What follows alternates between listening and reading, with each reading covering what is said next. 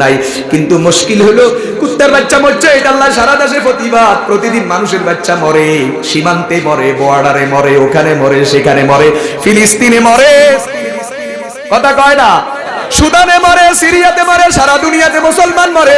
কই মুসলমানের জন্য তো কেউ কাঁদে না, কেউ প্রতিবাদ করে না, কেউ মামলা করে না। তাহলে আমরা ধরে নিবি লাইন থেকে, সরাসরি বিদ্যুতের বিলাত থেকে তুমি যে চোরা লাইন নিয়া 10-12টা 200 পাওয়ার 150 পাওয়ারের বাতি জ্বালাইয়া তুমি যে সারা রাত এভাবে মারতেছ, প্রত্যেকটা মারা হারাম। যারা খেলতেছ, যারা অংশগ্রহণ করতেছ, যারা এই খেলা দেখতেছ, সবাই হারাম কাজে লিপ্ত। রাষ্ট্রীয় সম্পদ চুরির দায়ে, রাষ্ট্রীয় সম্পদ অপচয়ের দায়ে তোমরাও ওই মন্ত্রী এমপিআর সচিব সরকারের আমলা সচিব পর্যায়ের বড় বড় মিয়ারা এইভাবে দুর্নীতির মাধ্যমে, ঘুষের মাধ্যমে, অসৎ উপায়ে হাজার হাজার কোটি টাকা কামাইয়া আর শেষ বয়সে 2-4 কোটি টাকা খরচ করে একটা মসজিদ বানাইয়া মনে করে সারা জীবন যা করেছে আকাম কুকাম সব হালাল, জান্নাত কিনা হয়ে গেল। আল্লাহর কসম করে বলি, এদের জন্য জান্নাত নয়। কথা বলেন।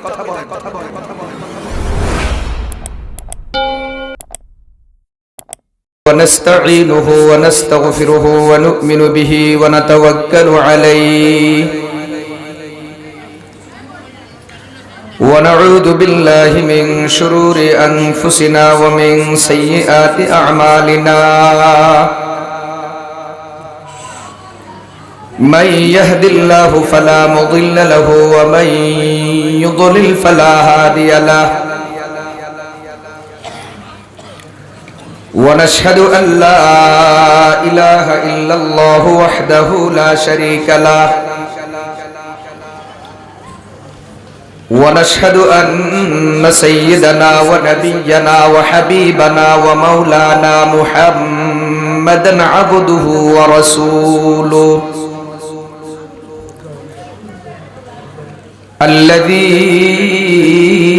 أرسله الله تعالى إلى كافة الناس بشيرا ونذيرا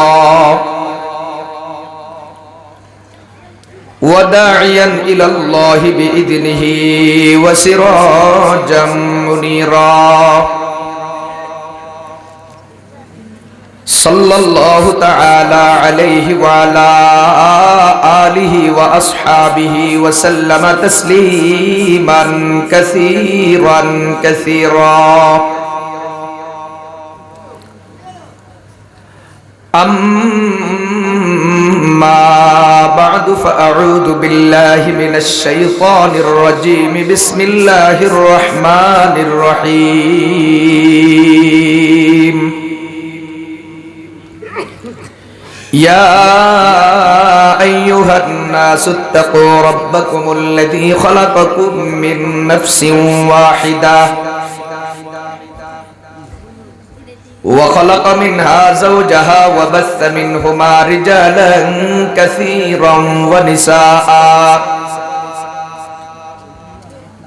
واتقوا الله الذي تساءلون به والأرحام إن الله كان عليكم رقيبا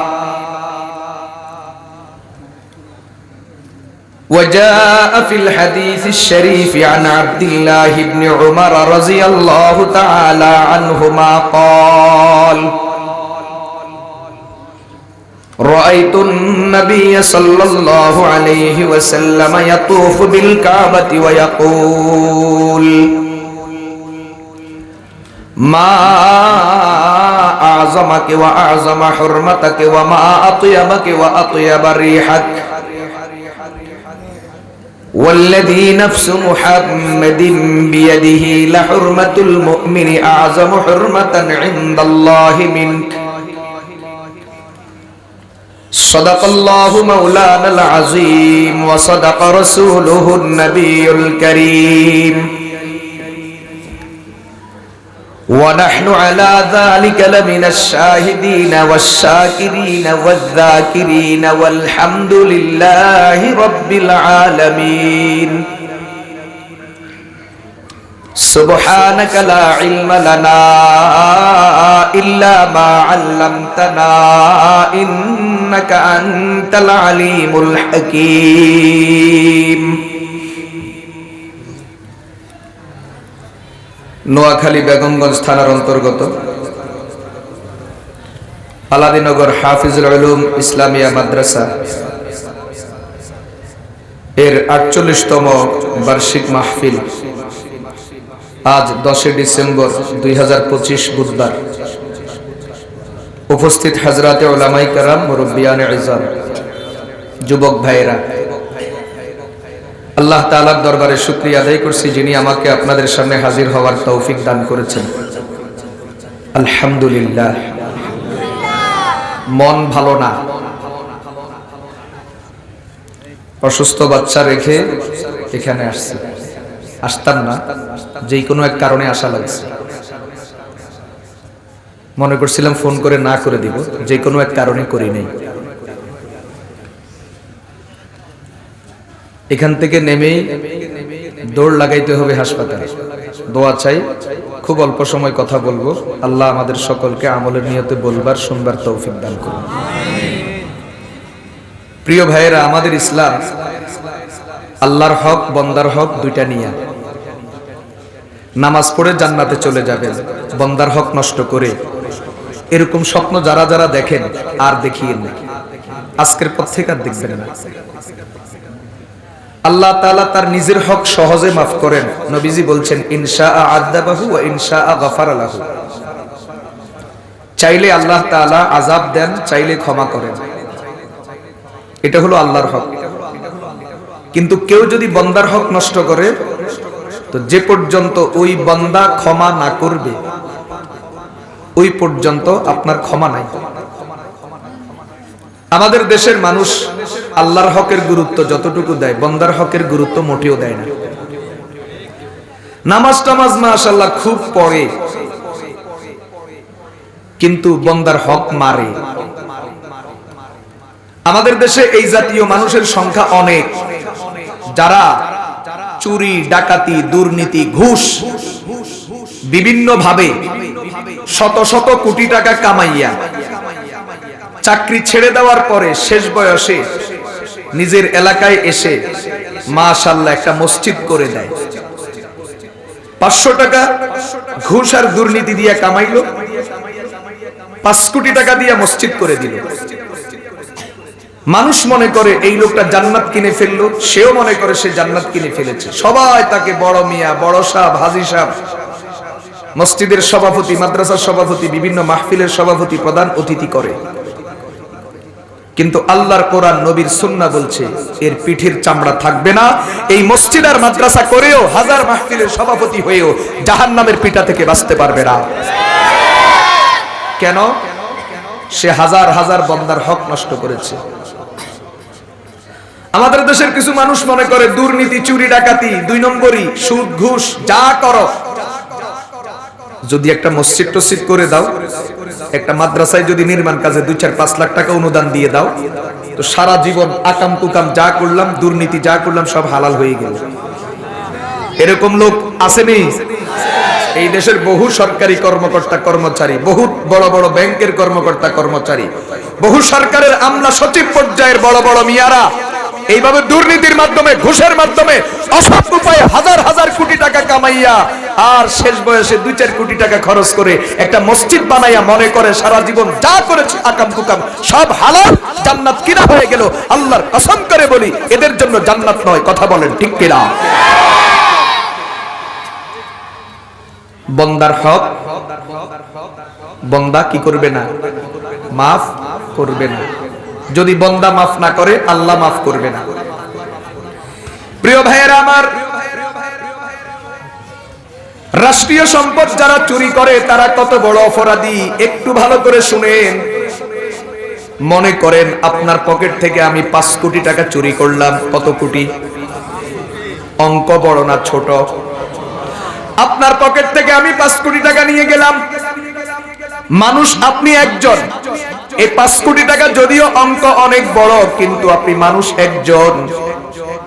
এজন্য আমি চুরি করার পরে যদি আমি আপনার পায়ে পড়ি, আপনি যদি আমাকে মাফ করে দেন, এই ৫ কোটি টাকা ফেরত দেওয়ার মতো আমার সামর্থ্য নাই, আমি নিয়ে খেয়ে ফেলেছি। আপনার পায়ে পড়লাম, আমাকে মাফ করে দেন, জীবনে আর কখনো করব না, ভালো হয়ে গেলাম, ভালো হয়ে যাব। আপনি যদি দয়া করে আমাকে ক্ষমা করে দেন, এই 5 কোটি টাকার গুনাহ সাথে সাথে মাফ হয়ে গেল। যেহেতু ব্যাপারটা আপনার, আপনি যখন মাফ করে দিয়েছেন, আল্লাহও মাফ করে দিবেন। মুসলমান ভাইরা রে আমার, এটা হলো ব্যক্তিগত চুরি, ব্যক্তিগত সম্পদ চুরি। কিন্তু যেই লোকটা ব্যক্তিগত সম্পদ চুরি নয়, রাষ্ট্রীয় সম্পদ চুরি করলো, রাষ্ট্রীয় সম্পদের অপচয় করলো, ধরেন 1 টাকা আপনার আমি খাইলাম, 5 কোটি টাকা আপনি ক্ষমা করে দিয়েছেন, ক্ষমা হয়ে গেছে, বিষয়টা সহজ। কিন্তু রাষ্ট্রের যদি আমি 1 টাকা চুরি করি, এই দেশে 17 কোটি জনগণ, রাষ্ট্রের মালিক যেহেতু জনগণ, এখন 1 টাকা থাকে না, বরং 1 টাকা 17 কোটি টাকায় পরিণত হয়ে যায়। যেই দেশে জনগণ যত, ওই দেশে দুর্নীতি করা তত বড় অপরাধ। যেই দেশে মানুষ 3 কোটি, ওই দেশে 1 টাকা চুরি করলে 3 কোটি হয়। যেই দেশে মানুষ 5 কোটি, ওই দেশে 1 টাকা চুরি করলে 5 কোটি হয়। দেশ স্বাধীনের পরে যদি কেউ 1 টাকা চুরি করে, ওই 1 টাকা 7 কোটি টাকা হয়ে গেছে। এখন যদি 54 বছরের মাথায় যদি কেউ 1 টাকা চুরি করে, 1 টাকা 17 কোটি টাকা হয়ে যায়। মুসলমান ভাইরা আমার, এখন অঙ্ক মিলান। আমি আপনার থেকে 5 কোটি টাকা নিলাম, যেহেতু মানুষ একজন, আপনি আমাকে ক্ষমা করে দিলেন, ক্ষমা হয়ে গেল, আল্লাহও ক্ষমা করে দিবেন। কিন্তু যেহেতু রাষ্ট্রের টাকা চুরি করেছি, 1 টাকা 17 কোটি টাকা হয়ে গেল। এখন বলেন কয়জনের কাছে মাপ চাইতে হবে? 17 কোটি সকলের কাছে চাইতে হবে, কিন্তু সবাই আমারে মাফ করবে নি। 1 নাম্বার, আমি মাপ চাওয়ার আগে আগে কিছু মানুষ মারা যাবে। কথা বলেন, যেই মানুষগুলা মারা গেল, নালিল্লাহ,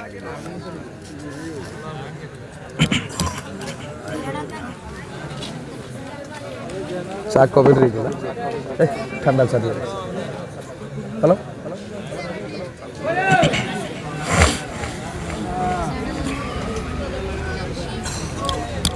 একটু কাছে চলে আসেন, কাছে আসেন, কাছে।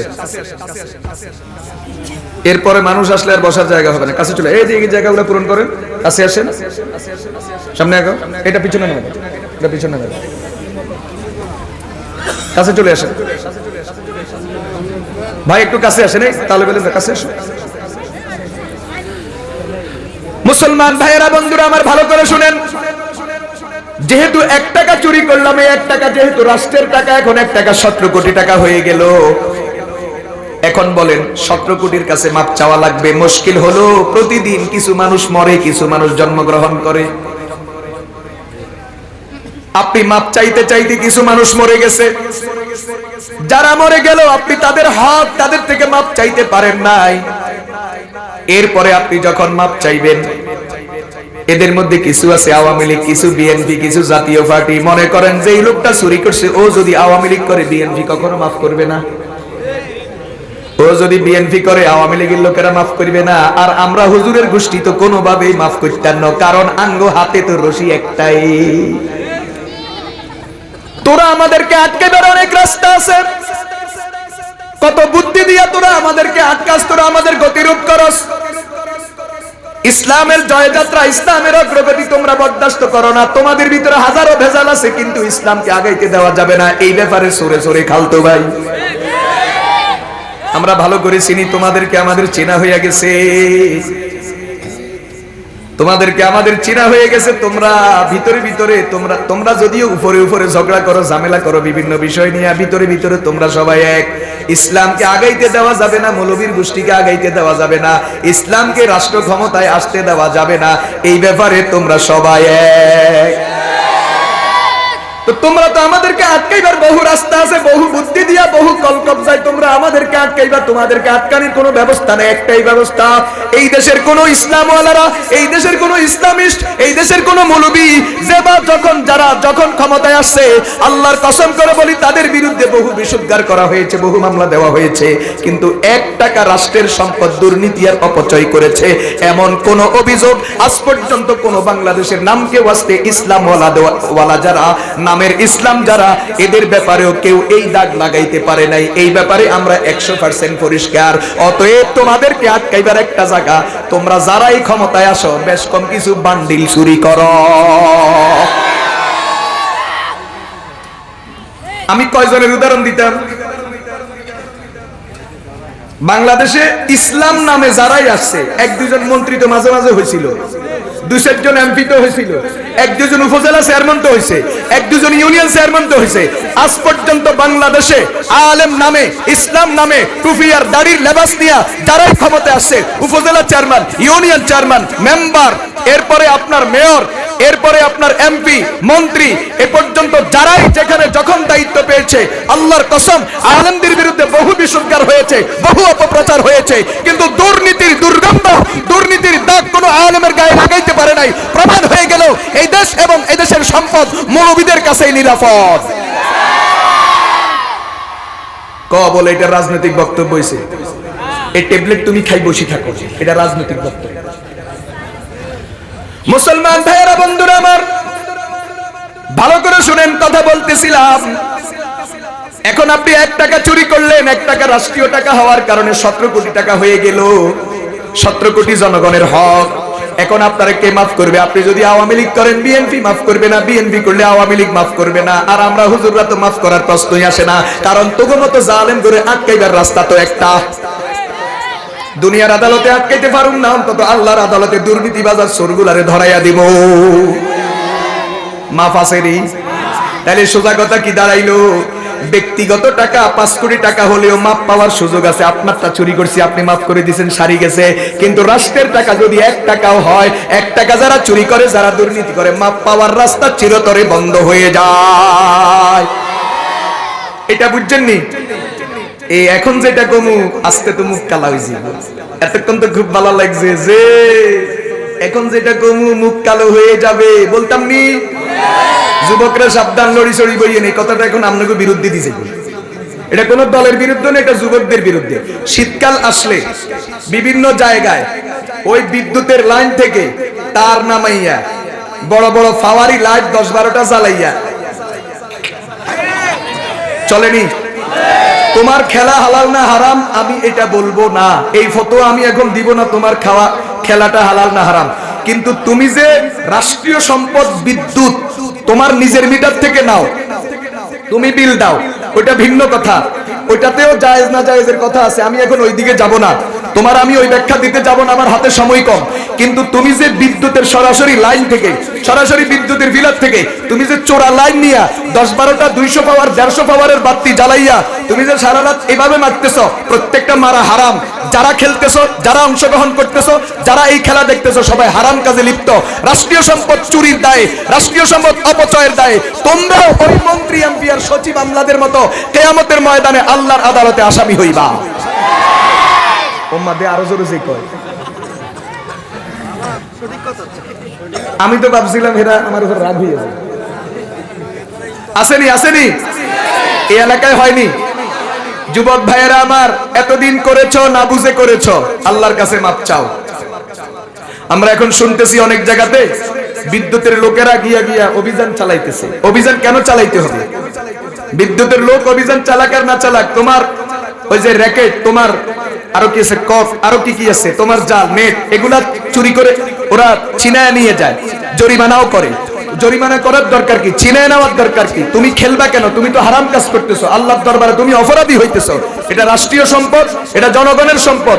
হ্যাঁ, তুমি তোমার মিটার থেকে লাইন নিয়ে খেলো, জায়েজ না জায়েজ যা হবে পরে হবে, অন্তত রাষ্ট্রীয় সম্পদ চুরি আর অপচয়ের অপরাধ থেকে কিছুটা হলেও বাঁচতে পারবা। কিন্তু তুমি যদি তা না করে ডাইরেক্ট বিদ্যুতের লাইন থেকে, ডাইরেক্ট ফিলার থেকে চোরা লাইন নিয়ে যদি তুমি কোনো চোরা গোপ্তা গলিতে, কোনো মাঠের মধ্যে যদি তুমি খেলো, এটা রাষ্ট্রীয় সম্পদের অপচয়, রাষ্ট্রীয় সম্পদ তসরুফ, এবং এটা জনগণের হক নষ্ট করা। আল্লাহর দরবারে তুমিও ওই চোরাদের মতো অপরাধী হিসাবে সাব্যস্ত হইবা। এজন্য আল্লাহর ওয়াস্তে বলি, আর কেউ খেলিয়েন না। খেলেন, আপনার যদি মনে চায় আপনি অন্যভাবে, এইভাবে রাষ্ট্রীয় সম্পদ চুরি করে, বিদ্যুৎ চুরি করে, বিদ্যুৎ অপচয় করে। এমনিই বাংলাদেশ লোডশেডিং এর দেশ। এই দেশে বিদ্যুৎ যতক্ষণ থাকে তার থেকে বেশি থাকে না, শীতকাল গরমকাল সব সমান।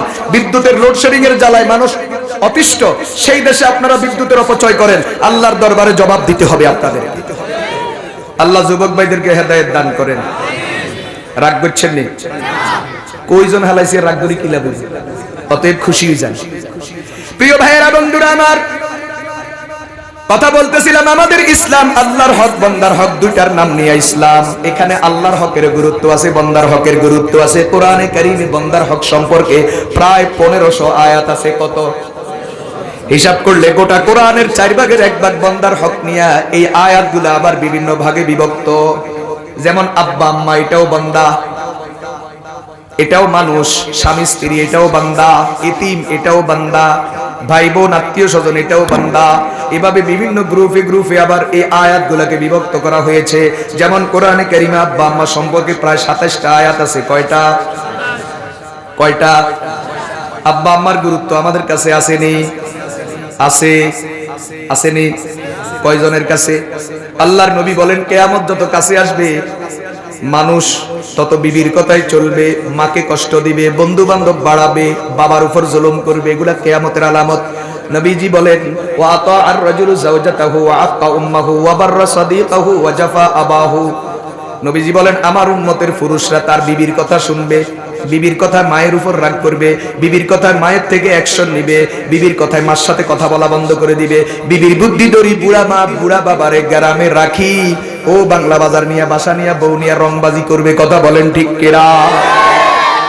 ওয়া আতা আর রাজুলু যাওজাতাহু, উপর কথায় চলা, ওয়া আক্কা উম্মাহু, মাকে কষ্ট দেওয়া, আর ওয়া আবনা সাদিকাহু, বন্ধু বান্ধবকে কাছে টানা, ওয়া বাররা সাদিকাহু, বন্ধু বান্ধবের সাথে সদাচরণ করা, ওয়া জাফা আবাহু, বাপের উপর জুলুম করা, অবিচার করা। আল্লাহর নবী বলেন এটা কিয়ামতের আলামত। ভালো করে শুনেন, যেই পোলার বন্ধুর সংখ্যা যত বেশি ওই পোলা মা বাবার তত বেশি অবাধ্য। এই হাদিস বলে, আসেনি? বন্ধু যত বাড়বে, বন্ধুত্ব যত বাড়বে, মা বাবা থেকে সন্তান তত দূরে সরবে। বন্ধু যদি রাত 12টায় ফোন দিয়া বলে দৌড় দিতে রাজি, শীতের ল্যাপ কাঁথা কম্বল সব ফেলে এক দৌড় মারবে বন্ধু যেখানে যাইতে বলছে। কিন্তু বাবা যদি মা যদি দিনের 12টায় নোয়াখালীর ভাষায় বলে খ্যার, এখানের খ্যার যদি ওখানে নিতে বলে হের খুরা লয়, হে পারে না, ওজোরের শেষ নাই। কথা কয় না? আসেন এরকম ঘটনা? মুসলমান ভাইরা আমার, আগে ছিল বন্ধু বান্ধব। কি ছিল? বন্ধু বান্ধব। এখন হলো ফ্রেন্ড সার্কেল। এই ফ্রেন্ড সার্কেলের তরজমা নোয়াখালীর খালেজ ভাষায় বন্ধু বান্ধবের 14 গোষ্ঠী। তার মানে আগে বন্ধু থাকতো 8-10 জন, 2-4 জন, এখন বন্ধু শত শত। বন্ধু যত বাড়বে, কিয়ামত যত কাছে আসবে বন্ধু তত বাড়বে, এটা কিয়ামতের আলামত। আর বন্ধু যত বাড়বে সন্তান মা বাবা থেকে তত দূরে সরবে। নবীজি বলছেন এটা কিয়ামতের আলামত। এখন বন্ধু গায়েবানা আছে, হাজেরানা আছে। হাজেরানা বন্ধু মানে একই স্কুলে পড়ে, একই কলেজে পড়ে, একই বাজারে চা খায়, একই এলাকায় বাড়ি, রাস্তাঘাটে দেখা সাক্ষাৎ হয়, এটা হলো হাজেরানা। আরেকটা হলো গায়েবানা বন্ধু, কেউ কারোরে চিনে না, কেউ কারোরে দেখে নাই, ফেসবুকে যোগাযোগ, মেসেঞ্জারে যোগাযোগ, ইমোতে যোগাযোগ, গ্রুপে যোগাযোগ, গোষ্ঠীয়ে যোগাযোগ, এরকম বন্ধুত্ব আছে রে? আমার নবী বলেন এটা কিয়ামতের আলামত। কিয়ামত যত কাছে আসবে বন্ধুত্ব বাড়বে, বন্ধুত্ব যত বাড়বে সন্তান মা বাবার তত অবাধ্য হবে। বন্ধুর কথা মা বাবার কথা চেয়ে গুরুত্ব পাবে। কথা বলেন ঠিক কিনা?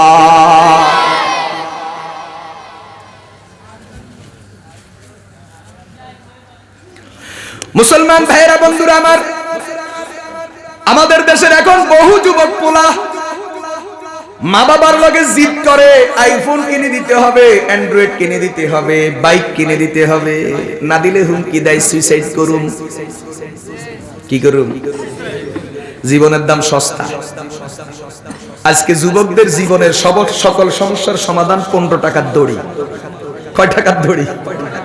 আজকে যুবকদের জীবনের যাবতীয় সমস্যা, যেমন হুন্ডা চাইছে দেন, বাইক চাইছে দেন, আইফোন চাইছে দেন,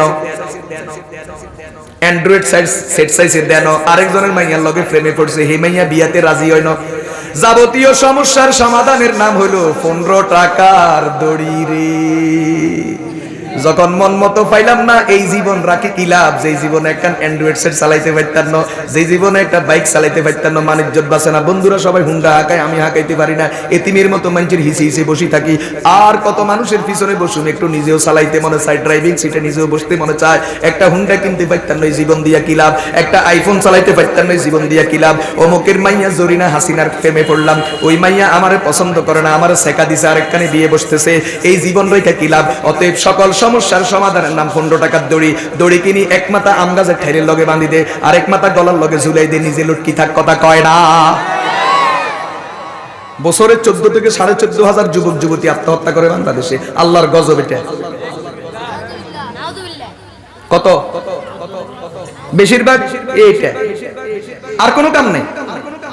মাল লগে জিদ করি, বল লগে জিদ করি, আরেকজনের মাইয়ার লগে জিদ করি। হেতারে জন্ম দিছে হেতার মা, হেতারে ফেড়ে লইছে হেতার মা, হেতারে দুধ খাওয়াইছে হেতার মা, হেতার পেশাব পায়খানা পরিষ্কার করছে হেতার মা, হেতে এখন মাল্লাই জীবন দেয় না, আরেকজনের মাইয়াল্লাই জীবন দেয়। কত বড় ডাকাইতের ডাকাইত, মার দিকেও চায় না, বাপের দিকেও চায় না। আরে আমার বাপ কত কষ্ট করছে, আমার মা কত কষ্ট করছে, আরেকজনের মাইয়ার জন্য আমি জীবন দিই, এটা বলে যুবক, এটা ব্যর্থতা। এটা যুবক, এটা জীবন নয়, এটা লানত, এটা অভিশাপ। আরেকজনের মেয়ের জন্য জীবন দিব আমি ফোলা হইয়া, কেমনে আমি এত নির্লজ্জ কাজ করি? জীবন কি এত সস্তা? হ্যাঁ, বেকুব। আরেকজনের মেয়ে জীবন দিয়ে তোর মাল্লা দিদি, তাও তো এক কথা ছিল। যেই মা পেটে লইলো, যেই মা প্রসব করলো, যেই মা দুধ খাওয়াইলো, যেই মা পেশাব পায়খানা পরিষ্কার করলো, যেই মা রান্না বান্না করে খাওয়াইলো, যেই মা জামা কাপড় ধুইয়া দিল, যেই মা আমার বড় হওয়ার পিছনে এত অবদান রাখলো, যেই বাবা মাথার গাম পায়ে ফেলে আমার জন্য রোজগার করলো, রোজগার আমারে খাওয়াইলো, আমারে পড়ালেখা করাইলো, আমারে চাকরি ধরাইয়া দিল, ওই মা আর বাবার জন্য জীবন দিতে পারি না। সবচেয়ে বড় কথা, যেই আল্লাহ আমারে জীবন দিছে, ওই আল্লাহর জন্য জীবন দিতে পারি না। আরেকজনের মাইয়া জরিনা, খালেদা হাসিনা, ওদের জন্য জীবন দি নির্লজ্জ বেহায়া। মুসলমান ভাইয়েরা আমার, এটা হলো এক গজব মা বাপের অভিশাপ। আরেক গজব, যে মা বাপ হুন্ডা কিনে দেয়, আমি বলি ওই মা বাপ আরো বড় ভুল করে। হুন্ডা কিনে দেয়, বাপের টাকা দিয়ে হুন্ডা কিনছে, কিন্তু হুন্ডাতে বাপের উড়ায় না কেন? হেতে জোয়ান মানুষ, হেতে ইয়াং ফোলা, হেতার বুড়া, হেতার হুন্ডাতে বুড়া মানুষ উঠলে হেতার মানিজ্য থাকে না। হেতার হুন্ডাতে উঠবে হেতার মতো দুই জায়গা হিরুঞ্চি, হেতার মতো যুবক, হেতার মতো ইয়াং, হেতার মতো স্মার্ট। আর যদি হেতার হুন্ডার পিছনে যদি কোনো যুবতীরে বসাইতে পারে, তাহলে তো হেতার কোপাল খুলি গেছে। কথা কয় না?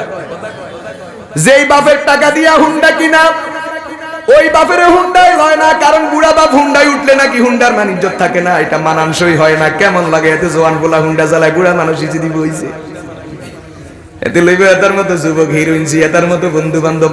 আগে বই তো 3 গা, ওগা চালক 2 গা, প্যাসেঞ্জার, এখন বইয়ে 4 গা। বই তো কিনলে সামনে আরো বইতে পারবি। কেন? এই দেশের যুবকেরা যেই পরিমাণ ঘুম মারে, যেই পরিমাণ ঘুম মারি মারি মোবাইল চাই চাই কাপড় নষ্ট করে, বুঝি লইবি। আমি কিয়া বুঝাইতাম চাইছি, না বুঝলে তোর কপাল খারাপ। এদেশের যুবকেরা রাত্রে যেভাবে হালকা লাল পানি লাল বোড়া খায়, এদেশের যুবকেরা দিনের বেলায় কাম কাজ না করে যেভাবে ঘুম যায়, আসেনি? রাতের বেলায় ঘুম না যাওয়া। এখন বর্তমান ডাক্তাররা বলে মানুষের অধিকাংশ রোগের কারণ রাত্রে ঠিক মতো ঘুম না যাওয়া। এশারের পরে যত দেরি করিবা তত রোগ শরীরের মধ্যে ঢুকাইবা। আল্লাহ কোরআনে পরিষ্কার বলছেন, ওয়াজআলনা নাওমাকুম সুবাতা ওয়াজআলনাল লাইলা লিবাসা ওয়াজআলনান নাহারা মাআশা। আমি তোমাদের আরামের জন্য, দেহের সুস্থতার জন্য আমি তোমাদেরকে ঘুমের মতো নিয়ামত দিয়েছি। আর ঘুম জাগার জন্য পরিবেশ দরকার, এই জন্য তোমাদেরকে অন্ধকার রাত দিয়েছি। শুধু ঘুমাইলে হবে না, কামাই রুজি দরকার, কামাই রুজির জন্য আলোকিত দিন দিয়েছি। কামাই দরকার, কামাই রুজির জন্য দিন। ঘুম দরকার, ঘুমের জন্য রাত। এখন এই বলদের রাতে ঘুম নাই, দিনে কামাই নাই, রাত্রে জাগন থাকে, লাল পানি খায়, লাল গোড়া খায়, বন্ধু বান্ধব নিয়ে আড্ডা মারে, পাবজি, ফেসবুক, ফ্রি ফায়ার, এরপরে অনলাইনে জুয়া খেলে। আসেনি অনলাইনে জুয়া? সারা রাত মোবাইল নিয়ে পড়ে থাকে, কাপড় চোপড় নষ্ট করে, লাল পানি খায়, লাল গোড়া খায়, দিনের বেলায় কামাই নাই, রুজি নাই, ঘুম যায়।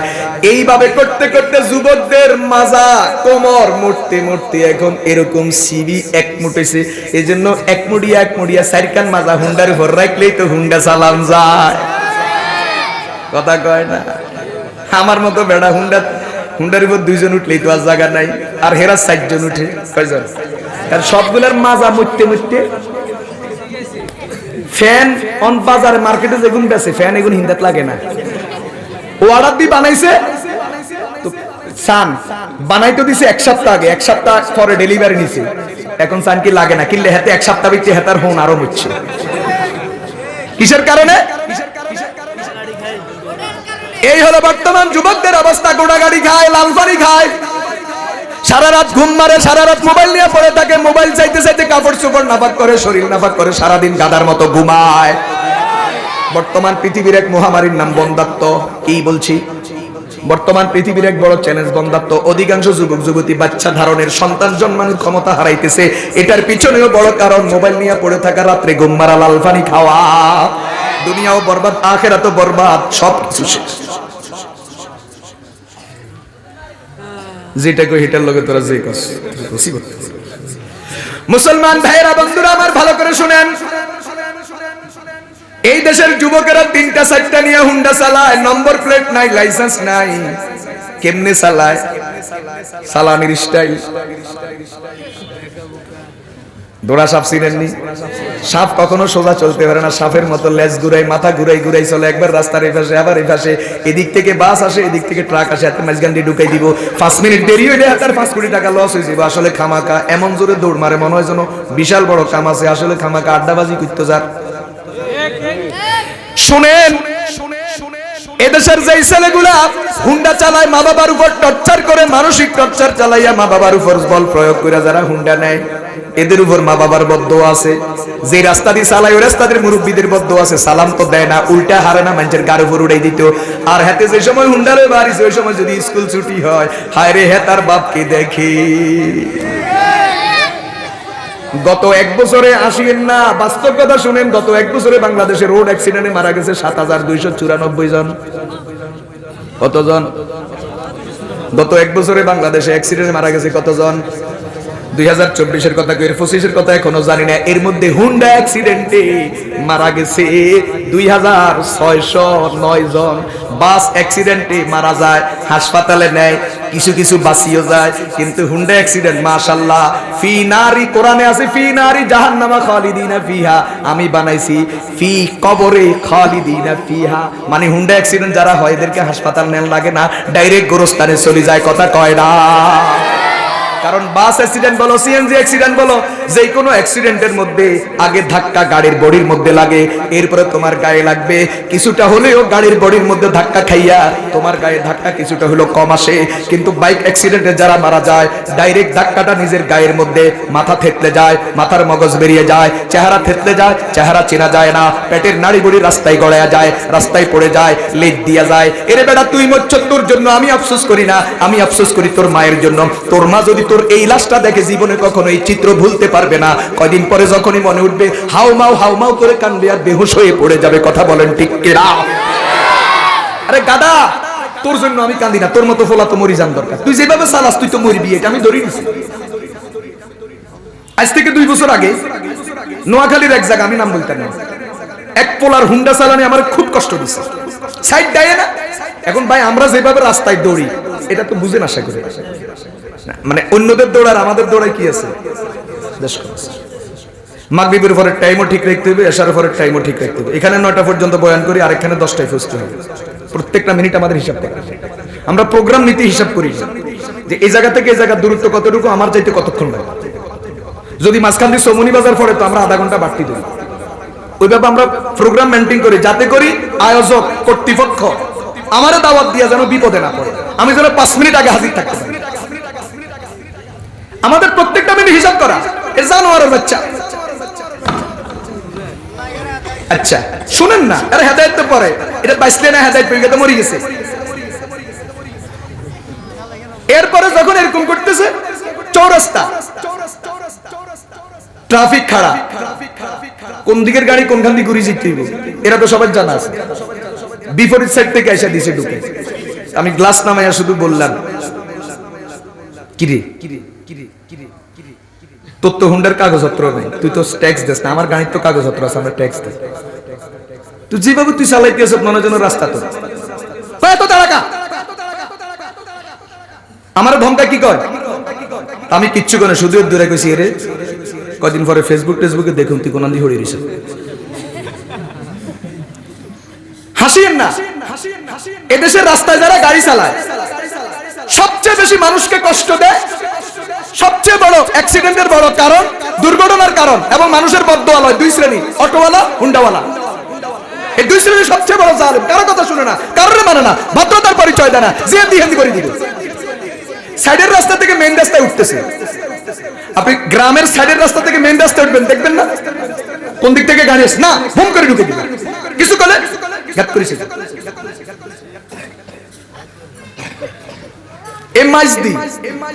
ট্রাফিক বক্সের সামনে হাসপাতাল রোডের মুখের থেকে এদিক থেকে অটো ঢুকতেছে, আমি এদিক থেকে সোনাপুরের দিকে যাইতেছি, সার্জেন এখানে দাঁড়ানো, অটোওয়ালা আয় আমার গাড়ির গ্লাস মুখে করে লইয়ে চলে গেছে, এমন জোরে লই গেছে গ্লাস মানে লই চলে গেছে, লুকিং গ্লাস লই চলে গেছে মুখে করি একটা।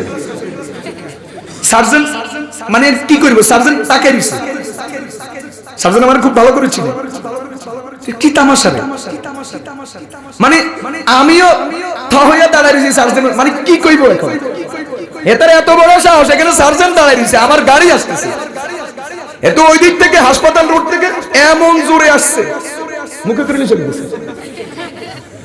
আমার জীবনে আমি এখন আলহামদুলিল্লাহ আল্লাহ বাঁচাইছে, আল্লাহর সামনে বাঁচানোর মালিক, বড় ধরনের দুর্ঘটনার শিকার হইনি, তবে 2-4 বার হয়েছি, একটু ধাক্কা একটু স্পট, যতবার হয়েছি হয়তো হুন্ডাওয়ালা না হয় অটোওয়ালা। আগে কইতাম ট্রাকওয়ালারা খারাপ, মাল খাই গাড়ি চালায়, এখন দেখছি ট্রাকওয়ালা বহু ভালো, বহু ভদ্র। সবচেয়ে বড় অসভ্য হলো এই জাতীয় স্যাংরা স্যাংরা বাইকওয়ালা ফলাফল আর অটোওয়ালা গুলা। এটা আমার কথা নয়, অ্যাক্সিডেন্ট নিয়ে যারা কাজ করে, সড়ক দুর্ঘটনা নিয়ে যারা জরিপ চালায়, ওদের দাবি বাংলাদেশে ম্যাক্সিমাম দুর্ঘটনার জন্য হয়তো কোনো হুন্ডাওয়ালা দায়ী, না হয় অটোওয়ালা দায়ী। এমন জালিমের জালিম, আইন কানুনও বুঝে না, ভদ্রতাও বুঝে না, আদব কায়দাও বুঝে না, শুধু চালাই দিবে।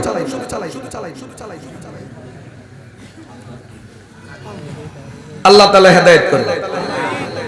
তো কথা বলতেছিলাম, এটাও কিন্তু এক আমাদের ছেলেদের বদদুয়ার কারণ।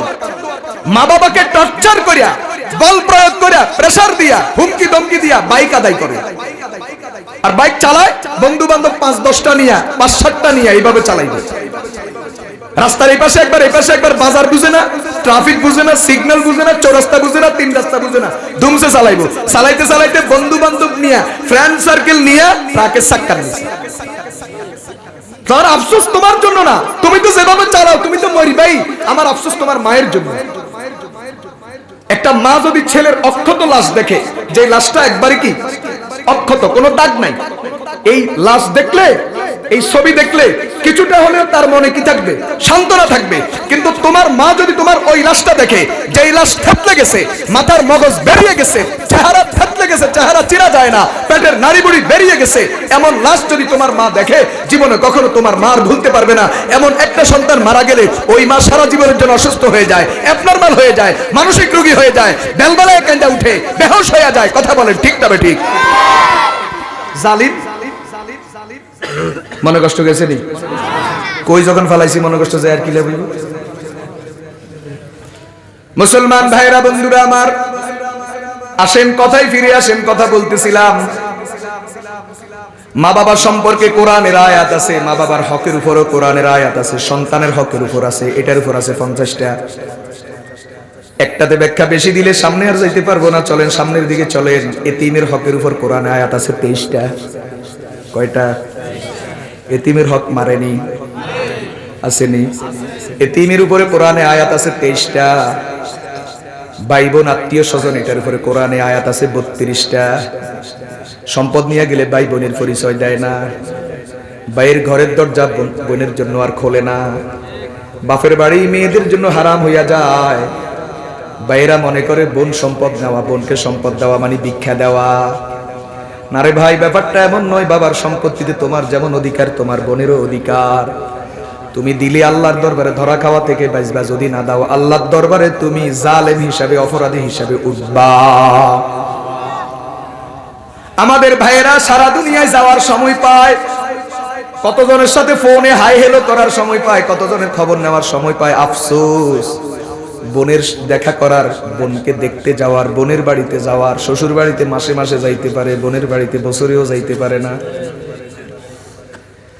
দুনিয়ার কত মানুষের সাথে ফোনে যোগাযোগ হয়, 2-4 মিনিট বোনের ফোনে কল দিয়া বোনের খবর নেওয়া, বোনের জামাইয়ের খবর নেওয়া, বাগিনা বাগনির খবর নেওয়া। এমন ভাই এখন আর দুনিয়াতে পাওয়া যায় না। কথা বলেন ঠিক কিনা? কোরআনে কারীমে 32টা আয়াত আছে এই ব্যাপারে। তুমি কোরআনের এই 32টা আয়াত খেলাফের অপরাধী হইবা কিয়ামতের ময়দানে আল্লাহর আদালতে। এরপরে বলি, মাঝখানে ব্যাখ্যা বেশি দিলাম না, এখন এটাতে একটু ব্যাখ্যা দিমু। স্বামী স্ত্রী বোঝামাই, বলেন কি? স্বামী স্ত্রী বোঝামাই কোরআনে কারীমে সম্পর্কে আয়াত আছে 70টার বেশি। সুবহানাল্লাহ কয় না? দুনিয়াতে মানুষে মানুষে যত সম্পর্ক, মানুষে মানুষে যত জোড়া, যেমন মা বাবার সন্তানের সম্পর্ক, ভাই বোনের সম্পর্ক, চাচা ভাতিজার সম্পর্ক, মামু খালার সম্পর্ক, দুনিয়াতে মানুষে মানুষে যত সম্পর্ক আছে আল্লাহর পক্ষ থেকে মানুষের মধ্যে জুড়ে দেওয়া প্রথম সম্পর্কের নাম হলো স্বামী স্ত্রীর সম্পর্ক। কেমনে? পৃথিবীর প্রথম মানুষ হযরত আদম আলাইহিস সালাম কে? পৃথিবীর প্রথম মানুষ কে? পৃথিবীর 2 নম্বর মানুষ কে? হযরতে হাওয়া। একজন পুরুষ একজন মহিলা। আল্লাহ তাআলা দুইজনের মধ্যে দিলেন বিয়া পড়াইয়া। এখন বলেন এরা কি মা বাবা সন্তান ভাই বোন কি বোঝামায়? তাহলে বোঝা গেল আল্লাহর পক্ষ থেকে সর্বপ্রথম বান্দার মাঝে জোড়াইয়া দেওয়া যেই সম্পর্ক, ওই সম্পর্কের নাম হলো বোঝামায়ের সম্পর্ক। আজকে দুনিয়াতে এই সম্পর্কটা এখন সবচেয়ে দুর্বল হইতেছে। কথা বলেন ঠিক কিনা? আল্লাহ তাআলা আদম এবং হাওয়ার মাধ্যমে বিয়ে পড়াইয়া দিয়েছেন জান্নাতে, সংসার করছেন দুনিয়াতে। বলেন বিয়ে কোথায় হয়েছে? আদম হাওয়ার বিয়ে হয়েছে জান্নাতে, সংসার হয়েছে দুনিয়াতে, বাচ্চা কাচ্চা হয়েছে দুনিয়াতে। তাহলে বিয়েটা জান্নাত থেকে শুরু হয়েছে, স্বামী স্ত্রীর সম্পর্ক এটা জান্নাত থেকে শুরু, দুনিয়াতে চলছে, প্রত্যেক ধর্মে স্বীকৃত। আবার মানুষ জান্নাতে যাওয়ার পরে অনন্ত অসীমকাল জান্নাতে বিয়ে শাদী চলবে। জাহান্নামে বিয়ে নাই। বলেন জাহান্নামে কি নাই? জান্নাতে কি আছে? বিয়া আছে। বিয়া জান্নাতে ছিল, বিয়া দুনিয়াতে আছে, বিয়া জান্নাতে থাকবে। আল্লাহর পক্ষ থেকে জোড়ানো প্রথম সম্পর্কের নাম স্বামী স্ত্রীর সম্পর্ক। আবার দুনিয়ার সর্বশেষ সম্পর্ক হবে স্বামী স্ত্রীর সম্পর্ক। এটার গুরুত্ব এত বেশি, কিন্তু আজকে এটা নড়বড় হইতেছে। স্বামী স্ত্রীর মধ্যে সম্পর্ক ভালো যায় না, ঝগড়াঝাটি লেগে থাকে। রাশিয়া ইউক্রেনের যুদ্ধ, ইরাক আফগানের যুদ্ধ, ফিলিস্তিন আর ইসরায়েলের যুদ্ধ, ভারত পাকিস্তানের যুদ্ধ, ৭১-এর যুদ্ধ, পাকিস্তান আর বাংলাদেশ, সব সময় লেগে থাকে স্বামী স্ত্রীর মাঝে। আজকে দুনিয়ার মধ্যে সবচেয়ে চ্যালেঞ্জ হলো সংসার রক্ষা করা। ইবলিস, মানুষ যেই কোনো গুনাহ করে ইবলিস খুশি, কিন্তু মুসলিম শরীফের হাদিসের মধ্যে আছে আল্লাহর হাবিব বলেন ইবলিস সবচেয়ে বেশি খুশি হয় তালাকের ঘটনায়। কোন জামাই যদি বরে তালাক দিয়ে দেয় ইবলিস সবচেয়ে বেশি খুশি হয়। কারণ মুহাদ্দিসিন বলেন দুনিয়ার যত ঘটনা, সব ঘটনা ঘটলে শেষ। আর তালাক এটা এমন একটা ঘটনা, যেই ঘটনা ঘটার পরে মাত্র খেলা শুরু হয়। দুই পক্ষে মামলা মোকদ্দমা, ঝগড়াঝাটি, সালিশ দরবার, এরপরে বিভিন্ন রকমের মিথ্যা কল্প কাহিনী সাজানো। এমনকি অনেকে আছে বউ তালাক দিয়া ফতুয়া ঘুরাইয়া, কথা ঘুরাইয়া আবার এই বউ নিয়া সংসার করে। এই বউ নিয়া সংসার করলে সংসার হবে অবৈধ, জেনা, কথাবার্তা জেনা, দেখা সাক্ষাৎ জেনা, মেলামেশা জেনা। সন্তান যদি হয় সন্তান হবে হারামজাদা। মুসলমান ভাইরা আমার, যেই দেশে তালাকের ঘটনা যত বাড়বে ওই দেশে হারামজাদার সংখ্যা তত বাড়তে থাকবে। আসেন এখন আপনাদের সংক্ষেপে একটু শোনাই। 2022 সালে ঢাকা সিটি কর্পোরেশনে এক বছরে বিয়া ভাঙছে 13,288টা। গত বছর 2024 সাল পর্যন্ত এটা দাঁড়াইছে 15,500। এক বছরে বিয়া ভাঙছে 15,500। চট্টগ্রাম সিটি কর্পোরেশনে এক বছরে বিয়া ভাঙছে 6,000, ময়মনসিংহে ভাঙছে 7,000, রংপুর ভাঙছে 6,500, আপনাদের পাশের জেলা চাঁদপুর ওইখানে ভাঙছে মাত্র 8,000, চুয়াডাঙ্গা জেলাতে ভাঙছে 5,500, খুলনাতে ভাঙছে 2,000, সিলেটে ভাঙছে 2,300, গাজীপুরে ভাঙছে 10,500, গাজীপুরের একটা উপজেলা কালিয়াকৈর, ওখানে এক বছরে বিয়ে হয়েছে 1200, এক বছরে বিয়ে ভাঙছে 1700। টাঙ্গাইলের সখীপুর উপজেলা এক বছরে বিয়ে হয়েছে 800, এক বছরে বিয়ে ভাঙছে 550। ভাঙতেছে নি। এখন আঙ্গ নোয়াখালীর কি খবর? আমি বহুত গাড়াগাড়ি করছি, খোঁজ খবর নেওয়ার জন্য চেষ্টা করছি। নোয়াখালীর কোনো খবর পাই না। নোয়াখালীতে কয়টা বিয়া এক বছরে ভাঙে এটার খবর পাওয়া যায় না। তবে এতটুকু পাওয়া গেছে নোয়াখালীতে সবচেয়ে বেশি জামাই ভরে দেওয়া লাগে না, বরং বউ জামাইরে দি আরেক কানে বিয়া বইয়া যায়। সুবহানাল্লাহ, সুবহানাল্লাহ কইতেন নয়? আঙ্গ নোয়াখালীর বেডিরা খুব বালা, বেড়ায় দেন লাগে না, বেড়ারে কষ্ট দেয় না, বরং তিনি নিজে দিয়ে চলে যায়, আরেক কানে ঠিক করিয়া কথা কয় না, বরং আরেক কানে আগে ঠিক করে রাখছে, আরেক কানে ফটফট ইশারা চলছে। এই জন্য এই বেড়া ভালো লাগে না। এই বেড়ার দোষ নাই, যেটা এটারও দোষ বানায়, তালাক দি ডিভোর্স লেটার ফাটায় আরেক কানে চলে যায়, কথা কয় না। মুসলমান ভাইরা আমার, বাংলাদেশে স্ত্রীর পক্ষ থেকে, মহিলাগো পক্ষ থেকে স্বামীর বিরুদ্ধে মামলা হয় লাখের উপরে। প্রতি বছর 1 লাখের উপরে মামলা হয় সারা বাংলাদেশে। সব যৌতুকের মামলা, নারী নির্যাতনের মামলা। মহিলারা সহজ, স্বামীর বিরুদ্ধে যত অভিযোগ করিব, মেম্বার, চেয়ারম্যান, হুজুর, ইমাম সাহেব, সমাজপতি, বিচারপতি, আদালত জিয়ানে যাইব। কোন মহিলা যদি স্বামীর বিরুদ্ধে অভিযোগ করে, আমার স্বামী আমার কাছে যৌতুক চাইছে, আমারে ভেড়ি ভাড়া আলাইছে, আমার স্বামী আমার শারীরিক মানসিক নির্যাতন করে, সেই জায়গাতে কইব সব কবুল, কোনো অসুবিধা নাই। কারণ মহিলাদের সবচেয়ে বড় অস্ত্রের নাম 2 ফোঁটা। কয় ফোঁটা? 2 ফোঁটা, বুঝেন? জোল, জোল। তরকারিতে জোল যেমন মজা লাগে, আশের চেয়ে আশের জোল মজা, রুড়ি দি খালি জলদি খায়। মহিলাকে চোখের পানি এরকম মজা, চোখের পানি যদি ছাড়ি দিয়ে যদি কোনো অনেক কইতে পারে স্বামীর বিরুদ্ধে, আর স্বামী আমার মারছে, যৌতুক চাইছে, হাড়া হালাইছে, ফাড়া হালাইছে, যেটাই কইব আদালতও বিশ্বাস করে, হুজুরও বিশ্বাস করে, মুফতি সাহেবও বিশ্বাস করে, সমাজপতিও বিশ্বাস করে, মেম্বার চেয়ারম্যানও বিশ্বাস করে। এই মহিলাদের এই চোখের পানির দুর্বলতা দিয়া এই দেশে প্রতি বছর শত শত নয় লাখে লাখে পুরুষ নির্যাতনের ঘটনা এখন ঘটতেছে। কথা বলেন ঠিক কিনা? এই দেশে পুরুষ নির্যাতনের মামলা হয় না, নারী নির্যাতনের মামলা হয়। আমার কাছে এই পর্যন্ত 17 বছরে বক্তলি মাদ্রাসার 16-17 বছরে যত মহিলা তালাকের মাসালা নিয়ে আসছে, তখন আমি মহিলাগুলো যখন বালা করি আগাগোড়া কথা ফেসাই ধরি, তখন স্বীকার করে কয় না হুজুর ঘটনা সত্য নয়, তবে আজ আমার এখানে টাইট দিতাম চাইছিলাম, টাইট দে।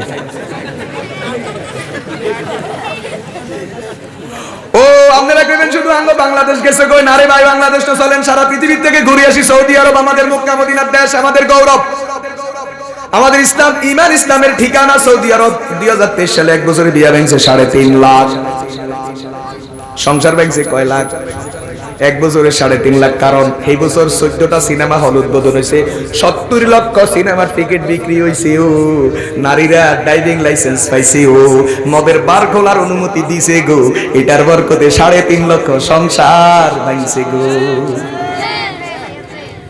চলেন তাহলে এখন বহির্বিশ্ব থেকে ঘুরে আসি। পৃথিবীর সবচেয়ে শান্ত রাষ্ট্র পর্তুগাল, প্রতি শতের মধ্যে 94টা বিয়া ভাঙ্গে, স্পেনে প্রতি শতে 85টা ভাঙ্গে, লুক্সেমবার্গে প্রতি শতে 79টা বিয়া ভাঙ্গে, রাশিয়া প্রতি শতে 73টা ভাঙ্গে, ইউক্রেন প্রতি শতে 70টা ভাঙ্গে, আঙ্গো আমেরিকা প্রতি শতে 45টা ভাঙ্গে, আঙ্গো চীন প্রতি শতে 44টা ভাঙ্গে বিয়া, আঙ্গো ওই কিয়া করতে আমারে ভুলে গেছি, আঙ্গো ব্রিটেন প্রতি শতে 41টা ভাঙ্গে, আঙ্গো জার্মান প্রতি শতে 30টা ভাঙ্গে, আঙ্গো জাপান প্রতি শতে 35টা ভাঙ্গে। কোনো মানে শান্তি নাই।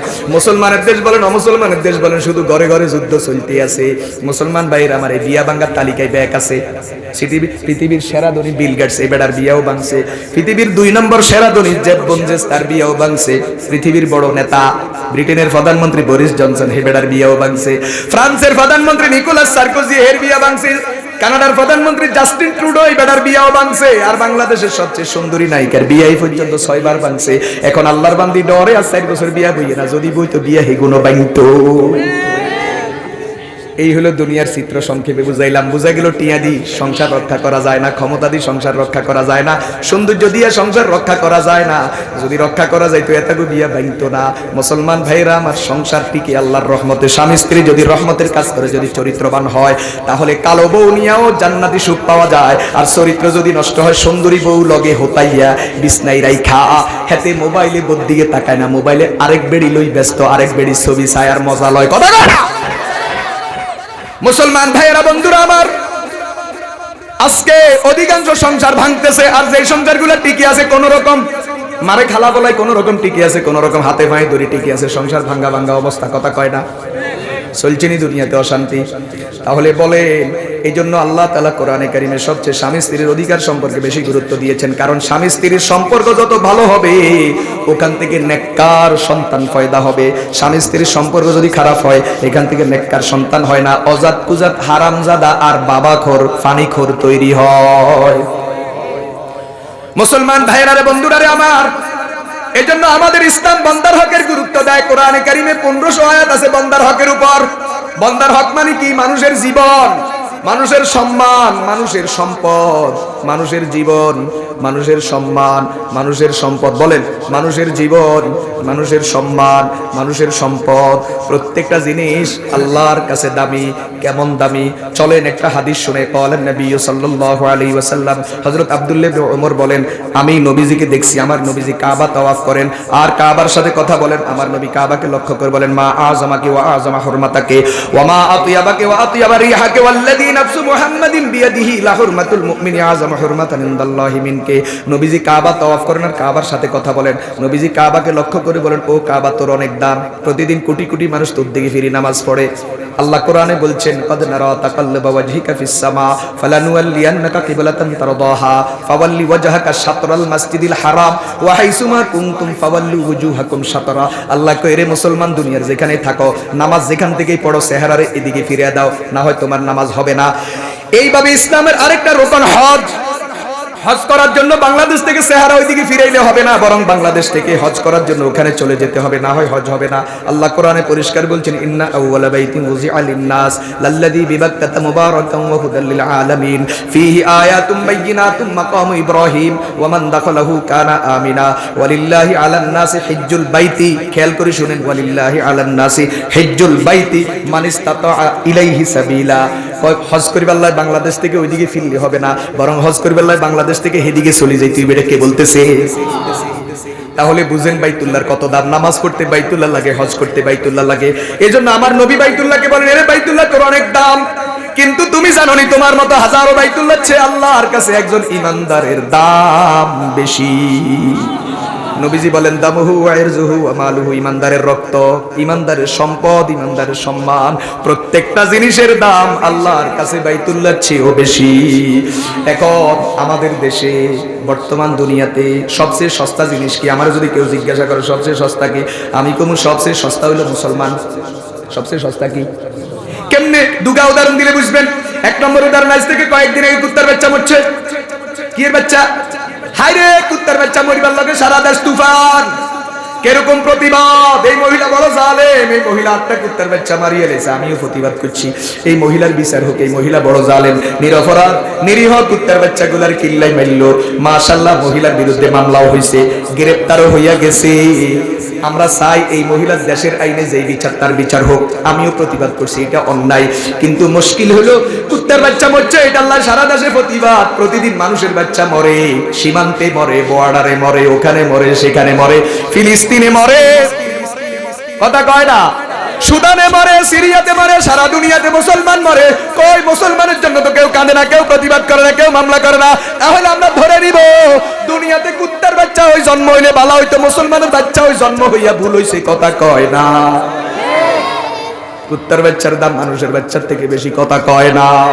আরেকটা উদাহরণ দিতাম নি, আজকে না কালকে ঘটছিল শরীয়তপুরে দুইজন কলেজের মেয়ে পরীক্ষা দিয়া বাসার দিকে ফিরতেছে। শরীয়তপুরের বন বিভাগ বন অফিসের সামনে কয়েকটা লম্পট ছেলে এই দুইটা মেয়েকে জোর করে ওই সরকারি অফিসের ভিতরে ঢুকাইয়া 8-10 জন তাদেরকে পালাক্রমে ধর্ষণ করছে। আপনারা অনেকেই হয়তো দেখেছেন, শুনেছেন। ওই মেয়েরা লাইভে এসে, সংবাদ সম্মেলনে এসে কান্নায় কথা বলতে পারে না, টেবিলের উপর মাথা পড়ে গেছে। এমন অমানবিক নির্যাতন, দুইটা বিবাহের উপযুক্ত পূর্ণ বয়স্কা দুইটা মেয়ে, বিবাহের উপযুক্ত সম্ভ্রান্ত দুইটা মেয়ে, বোরকা গায়ে দেওয়া। বোঝা যায় এরা খুব ভদ্র ঘরের মেয়ে, খুব ভদ্র মেয়ে। এই দুইটা মেয়ে পরীক্ষা দিয়ে আসতেছে, সুযোগ পাইয়া তাদেরকে 8-10 জন ছেলে ফেলে ধরে নিয়ে সরকারি অফিসের ভিতরে নিয়ে তাদেরকে পালাক্রমে ধর্ষণ করলো। কই এদের জন্য তো কারো মায়া কান্না দেখি না, এদের জন্য তো প্রতিবাদ দেখি না। এই যে জালেমগুলো এদের উপরে এত বড় অমানবিক আচরণ করলো, তাদের বিরুদ্ধে কোনো অ্যাকশন এখনো আমাদের নজরে পড়ে না। আমরা পরিষ্কার বলতে চাই, আমার নবীজি বলছেন একজন মানুষের ইজ্জতের দাম বাইতুল্লাহর চেয়েও বেশি। বাইতুল্লাহর যেই দাম, একজন নারীর সতীত্বের ইজ্জতের দাম তার চেয়ে কোটি গুণ বেশি। পরিষ্কার বলি, যেই অফিসে নির্যাতন হলো, যেই অফিসে নারীগুলাকে ধর্ষণ করা হলো, যেই ছেলেগুলা করেছে, যেই অফিসে করেছে, এই অফিসের কর্মকর্তা কর্মচারী তারা যদি জড়িত নাও থাকে, তাদেরকেও আইনের আওতায় আনা দরকার, বিচারের আওতায় আনা দরকার। নিশ্চয়ই তাদের সহযোগিতা ইন্ধন আছে, অথবা সহযোগিতা ইন্ধন না থাকলেও কিভাবে সাহস করে রাস্তার কুকুরেরা, রাস্তার লম্পটেরা আমাদের বোনদেরকে, মুসলিম মেয়েদেরকে এইভাবে ধরে সরকারি অফিসে নিয়ে নির্যাতন করার কথা বলেন, ঠিক কিনা?